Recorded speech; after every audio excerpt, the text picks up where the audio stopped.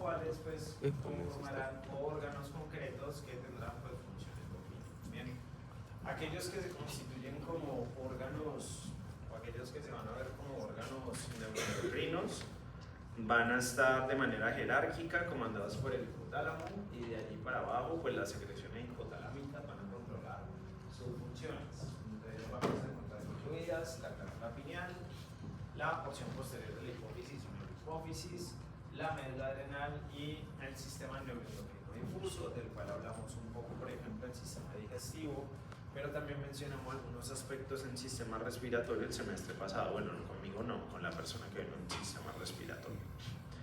Bien, el otro grupo que vendrían siendo las glándulas endocrinas, quien actúa como un órgano maestro, quien sería órgano maestro secundario, es la porción anterior de la hipófisis, también denominada cadena hipófisis, y de allí para abajo, pues aquellas hormonas que tienen influencia, aquellas glándulas, perdón, que tienen influencia por las hormonas secretadas por la hipófisis, como es el caso de la glándula tiroides, las glándulas paratiroides, las glándulas suprarrenales, pero ojo, en este caso la corteza adrenal, no la médula, porque la médula se considera endocrina, y el páncreas. ¿Pero qué porción del páncreas? Particularmente el páncreas endocrino.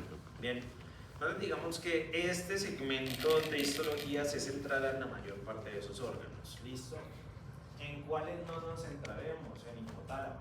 ¿Listo? Hipotálamo, ustedes lo vieron en el segundo paso de neuro. No vale la pena nuevamente retomar todos los núcleos hipotalámicos. Lo vamos a decir, no, este es el hipotálamo ya. Fin. ¿Listo? El resto sí haremos una, digamos, observación intensiva desde el componente histológico. Bien. Para que una glándula endocrina pueda ser contemplada como una glándula endocrina, es necesario que tengamos en cuenta que durante su proceso de formación, esta glándula pierde contacto con el epitelio o tejido de origen.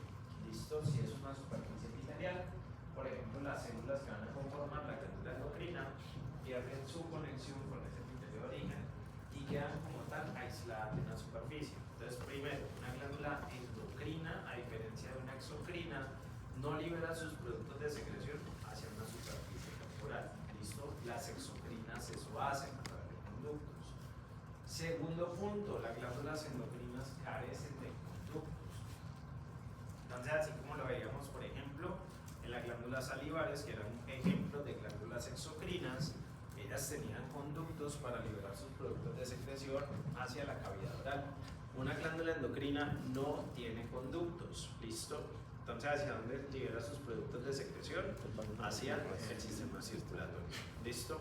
Esto lo hace particular, ¿por qué? Porque las glándulas endocrinas son de origen epitelial y los epitelios, ya hemos visto, no son vascularizados. Entonces, una glándula endocrina, digamos que es una excepción a la regla de todo epitelio, debido a que tiene una alta relación con el componente vascular, sea con el componente vascular sanguíneo o vascular linfático. ¿Listo? Y un tercer punto de diferencia es el producto de secreción de la glándula endocrina, que vienen siendo hormonas. Bien, solo las glándulas endocrinas producen hormonas, sean estas glándulas endocrinas clásicas o no clásicas. Este término ya lo referirán ustedes con tiempo más adelante, debido a que hay tejidos que típicamente no son endocrinos, pero que producen hormonas. Ejemplo, el miocardio en el corazón, y eso lo vieron conmigo y con Camilo el semestre pasado. Bien, toda hormona va a tener un funcionamiento muy particular, y es el hecho de que es una sustancia biológica que va a actuar sobre una célula que está distante de donde se ha secretado. ¿Listo? Y actúa sobre dianas específicas. Para que la hormona pueda tener un resultado, es necesario que la célula, que es blanco, tenga receptores para esa hormona. ¿Listo? Si no, pues la hormona no va a servir para absolutamente nada. Entonces, claro, los mecanismos de control hormonal pueden ser muy variados. Esto los van a profundizar más adelante en la parte fisiológica. Sin embargo, es bueno que tengamos en cuenta que existe tanto el mecanismo endocrino como el mecanismo paracrino y el mecanismo autocrino. ¿Listo? Ojo con eso, que son mecanismos de control hormonal. No necesariamente siempre corresponden a hormonas, también pueden responder, por ejemplo, a factores de crecimiento, o pueden responder a factores de transcripción para el caso del tipo de control autocrino. ¿Listo? Endocrino, que tiene básicamente dianas muy distantes y la hormona recorre esas distancias a través del sistema vascular. Paracrino, que es básicamente generar secreciones hacia células que son vecinas, ¿listo? Y autocrino es que las secreciones pues van a tener un resultado, un efecto biológico sobre la misma célula cuando son secretadas. ¿Bien? Muy bien. Y a su vez también pues las hormonas tienen diferentes tipos de composición. Entonces ustedes podrían observar que las hormonas tienen composición principalmente peptídica. Entonces ahí encontramos gran cantidad de ellas. La hormona de crecimiento, la hormona de normoticotropa, la hormona folículo estimulante, la luteinizante, la antidiurética, entre otras. La de tipo esteroidal, que pues, muchas de ellas son hormonas sexuales, como es el caso, por ejemplo, de la testosterona, otros tipos de andrógenos, el estradiol, el cortisol, la aldosterona, entre otras, u otras que tienen una composición más básica, una composición aminoacídica, como es el caso, por ejemplo, de la tiroxina, ¿listo? O como es el caso, por ejemplo, de la epinefrina, ¿listo? También conocida popularmente como adrenalina. Ojo, los términos adrenalina y epinefrina no son cosas diferentes, ¿listo? Son lo mismo, se refieren a la misma hormona. Epinefrina es un término más científico, ¿listo? O sea que el término que ustedes deberían utilizar más es epinefrina, pero popularmente se utiliza el término adrenalina, ¿listo? Pero pues básicamente son la misma sustancia. Bien, ahora metiéndonos netamente en el punto, bueno, en el aspecto histológico, las células que conforman los órganos endocrinos van a tener diferentes disposiciones dependiendo del órgano donde lo vayamos a encontrar. ¿Eso qué quiere decir? Que yo al momento de ver ese órgano al microscopio puedo ver que las células se organizan de una manera particular o de una manera diferente. ¿Listo? ¿Qué tipo, por ejemplo, de organizaciones vamos a tener? Organización folicular. Entonces, vean, cuando hablamos de una organización folicular es porque vemos estas figuras. Si ustedes quieren darle una descripción a esa figura, ¿qué podrían decir que es lo folicular? Como que forman estructuras redondeadas, ¿sí? Okay. Esto tridimensionalmente debería ser esférico, ¿listo?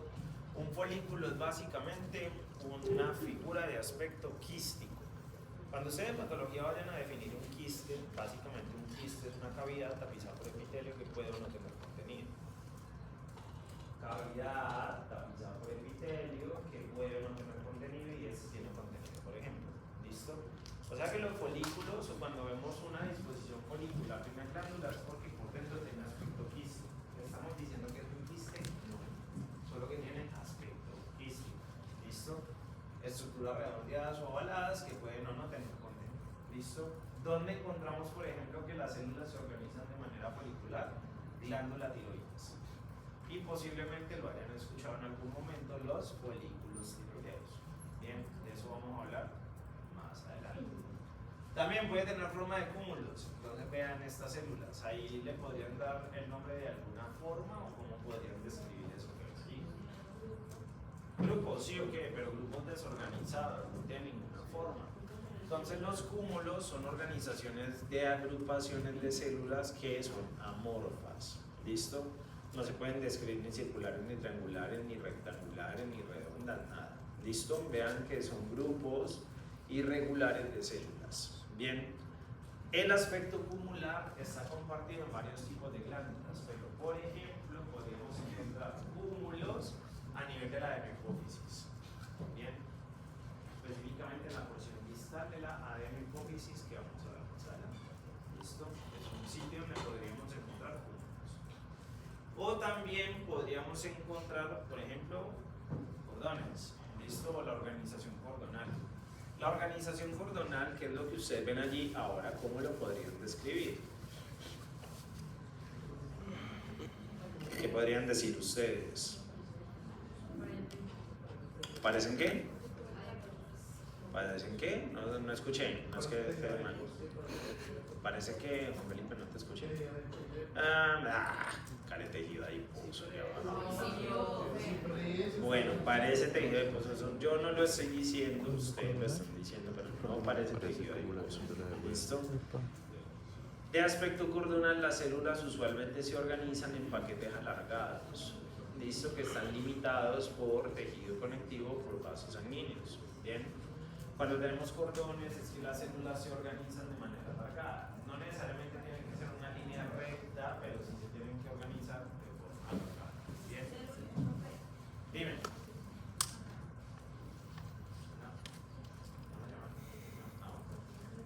En este caso en particular, cordeones, por ejemplo, podemos encontrar en la corteza adrenal, es decir, en la corteza de la glándula suprarrenal. Bien. Y pues los iremos viendo en la medida que vayamos avanzando en los diferentes órganos que vamos a ver a continuación. Bien. ¿Cómo ven? Puede estar limitado por tejido conectivo o por vasos sanguíneos. Listo, cualquiera de los dos. Entonces, en esta primera parte, antes del descanso, vamos, pues sí, a ver, ¿cómo así? Antes de las 10 de la mañana, vamos a ver estos órganos. ¿Listo? Nos vamos a centrar en hipófisis, en hipotálamo, en pineal y en glándula tiroides. Bien. Entonces, haremos la misma mecánica de trabajo, haremos la descripción, vamos al microscopio, seremos felices. Bien. Entonces, hipófisis. El primer órgano que vamos a ver es un órgano ligado al sistema nervioso central, parcialmente. ¿Listo? ¿Por qué? Porque la hipófisis es una glándula muy interesante, la cual está compuesta por dos lóbulos, los cuales desde el punto de vista embrionario tienen un origen completamente diferente. Bien, va a estar ubicado a nivel de huesos esfenoides en una proporción de hueso, en una ubicación de hueso que denominaremos ¿listo? La cual, por ejemplo, en imágenes como por ejemplo neuroimágenes, ya sea una tomografía, podemos tomar como referencia para tener en cuenta dónde está la base del cráneo. ¿Listo? Vamos a encontrar dos lóbulos dentro de la glándula hipófisis. Bien, un lóbulo anterior y un lóbulo posterior. De aquí en adelante no me voy a referir a ellos como lóbulo anterior y posterior, sino como adenohipófisis y neurohipófisis respectivamente. ¿Listo? Siendo la adenohipófisis el lóbulo anterior y la neurohipófisis el lóbulo posterior. Bien, adenohipófisis va a corresponder a esta parte dilatada que ustedes observan acá, que se ve con un color un poco más como rosado, rojizo, la cual va a estar compuesta por tres porciones anatómicas, listo, que se corresponden también con las tres porciones histológicas que vamos a ver. Bien, una porción distal, también llamada en latín pars distalis, la cual pues va a ser la porción más grande de la adenohipófisis. Una porción intermedia, que es la que ustedes observan acá, o pars intermedia, la cual esa porción intermedia se une o se vincula a la neurohipófisis. Bien, por ejemplo, allí podríamos encontrar remanentes de su origen embrionario, particularmente remanentes de la bolsa de Rathke. Ahora vamos a ver qué es eso. Y tenemos una porción que asciende hacia el infundíbulo, que es esta, que abraza el infundíbulo de la neurohipófisis, que se llama porción tuberal o pars tuberalis. Bien, cada una de ellas con características histológicas diferentes, vamos a describirlas. Dato importante, la adenohipófisis no está vinculada al cerebro.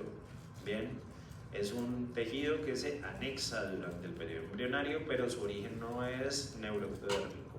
Bien, y por otra parte tenemos la neurohipófisis, que va a estar constituida básicamente por tres partes, aunque dos son las más importantes, que vienen siendo la pars nervosa o porción nerviosa, la cual está al nivel de la porción distal y se une a la porción distal a través de la porción intermedia, y tenemos el infundíbulo.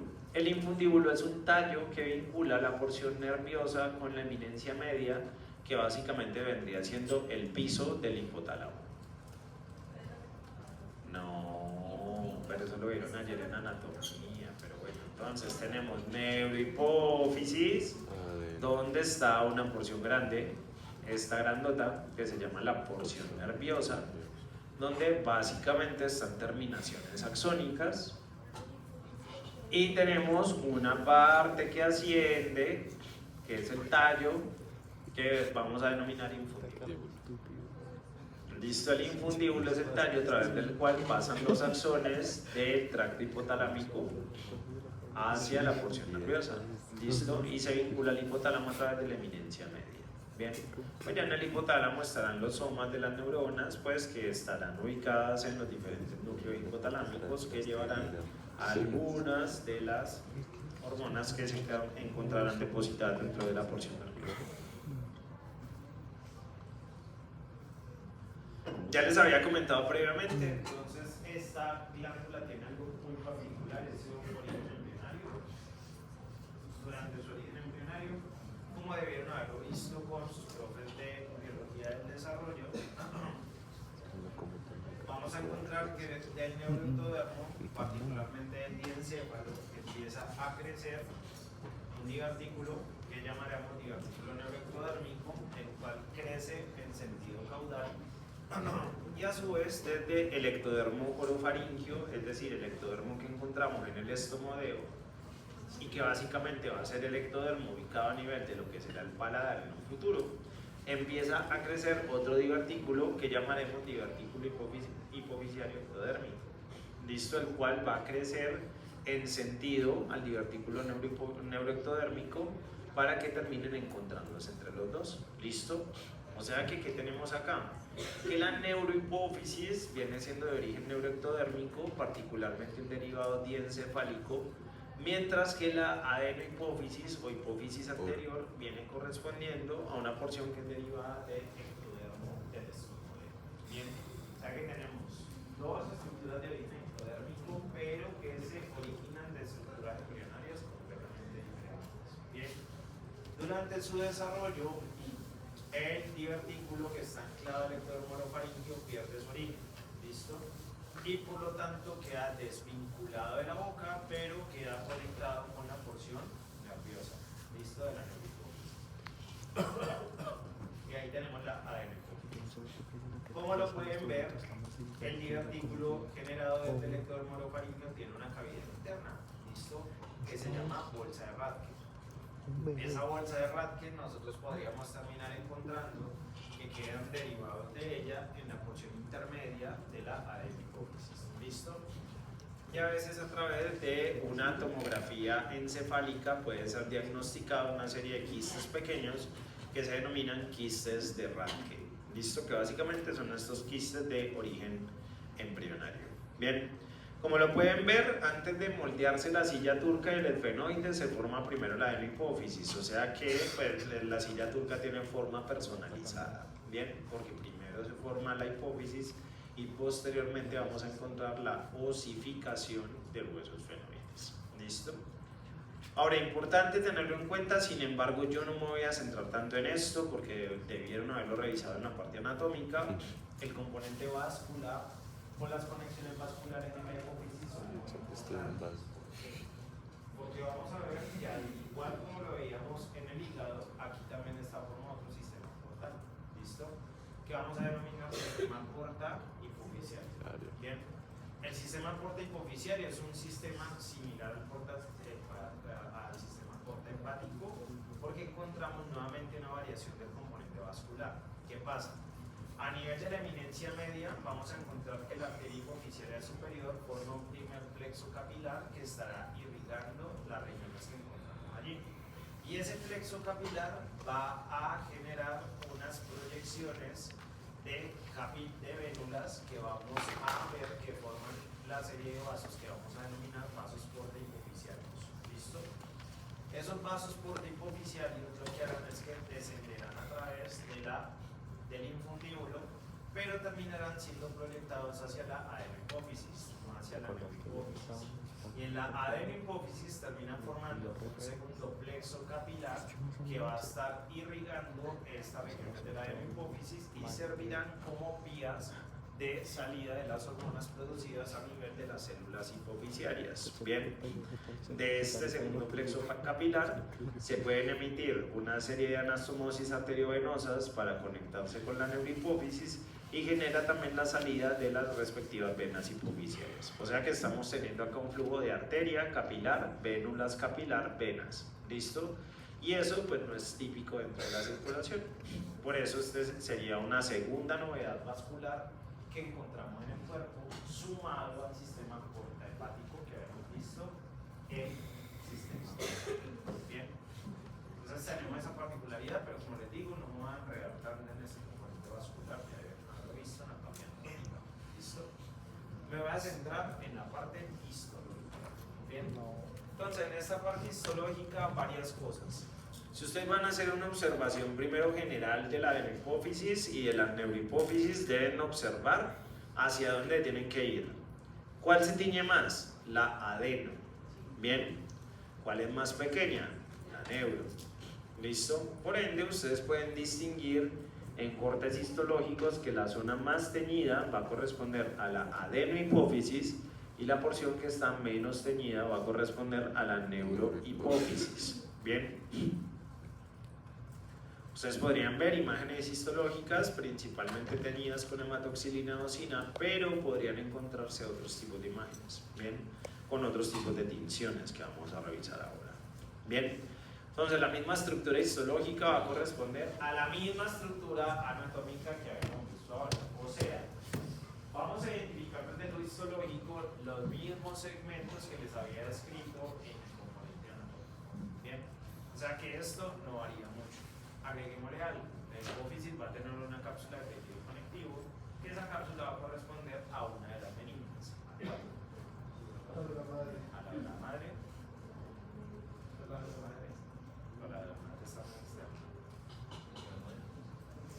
Va a corresponder principalmente. ¿Cómo? Entonces ahí vamos a encontrar, ya vamos a ver una cosita entonces.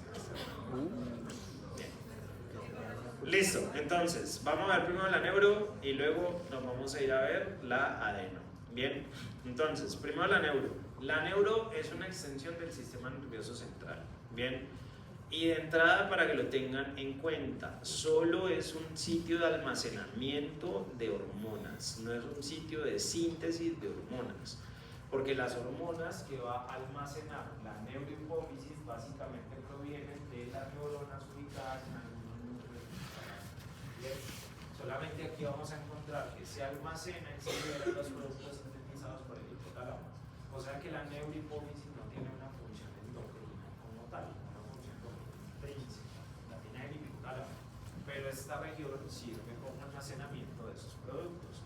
Por tanto, yo no me voy a encontrar células secretoras dentro de la neurohipófisis. Lo que yo me voy a encontrar es que, por ejemplo, el condíbulo está formado básicamente por axones o por los tractos axónicos que provienen de los somas de las neuronas hipotalámicas, y la porción nerviosa está formada también por axones, principalmente amielínicos, y las terminaciones nerviosas de esos axones. Bien, o sea que lo que yo me voy a encontrar es básicamente un estroma lleno, por ejemplo, de algunos oligodendrocitos, axones, fibroblastos y otras células que voy a encontrar aquí. Pero células con potencial secretor no me voy a encontrar en la neurohipófisis. ¿Listo? Entonces no se dejen confundir por algo tan sencillo como saber que la neuro no sintetiza hormonas. Bien. Células que puedo encontrar: fibroblastos, mastocitos, que no son fáciles de teñir con hematoxilina eosina, y una célula estromal muy particular de la porción nerviosa que se llama pituicito. ¿Listo? Es una célula que principalmente brinda sostén tanto al componente vascular como al componente nervioso, y suelen ser células aplanadas y alargadas con un citoplasma de color azul en alguna tinción tricrómica, ya sea tricrómica de Maslow o la tricrómica que es la tinción de Assan. ¿Listo?